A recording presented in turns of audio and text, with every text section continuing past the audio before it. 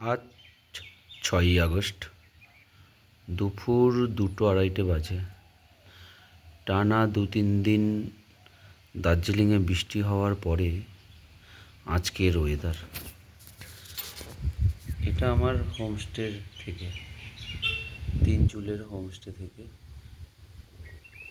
বিছানায় বসে আমি এই ভিডিওটা করছি। কি অপূর্ব অসাধারণ দৃশ্য দেখুন। পাহাড় প্রত্যেকটা ঋতুতে তার সৌন্দর্য আলাদা আলাদাভাবে তুলে ধরে।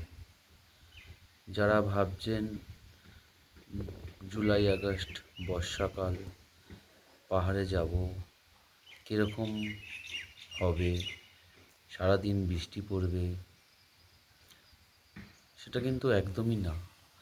পাহাড়ে টানা 2 ঘন্টা 3 ঘন্টা বৃষ্টি হওয়ার পরে আবার মেঘ সরে যায় এবং এই এত সুন্দর অপূর্ব পাহাড়ের দৃশ্যটি দেখা যায়। কাঞ্চনজঙ্ঘা আজ সকালে দেখা গেছে 6টা থেকে 8টা অবধি কিছুটা, তারপরে এই সাদা তুলোর মতন মেঘে কাঞ্চনজঙ্ঘা ঢেকে গেছে। অ্যাকচুয়ালি এই দিকটা হচ্ছে ইস্ট, মানে পূর্ব দিক।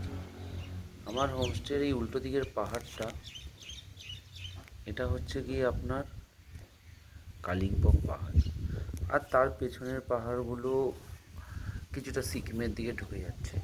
আর এই নীল বাড়িটার কোনাকুনি এই দিকটা দিয়ে ওয়েদার ক্লিয়ার থাকলে পুরো নাথুলা পাস ক্লিয়ার দেখা যায়।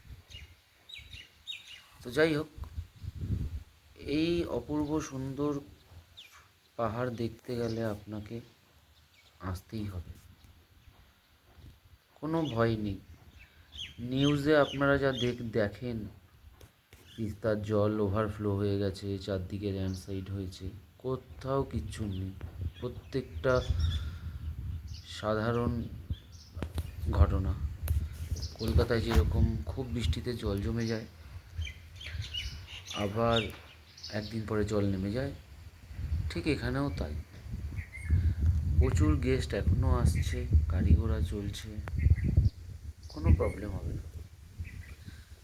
তাই আবারও বলছি, পাহাড়ে আসুন আর এত সুন্দর মুহূর্তগুলো উপভোগ করুন।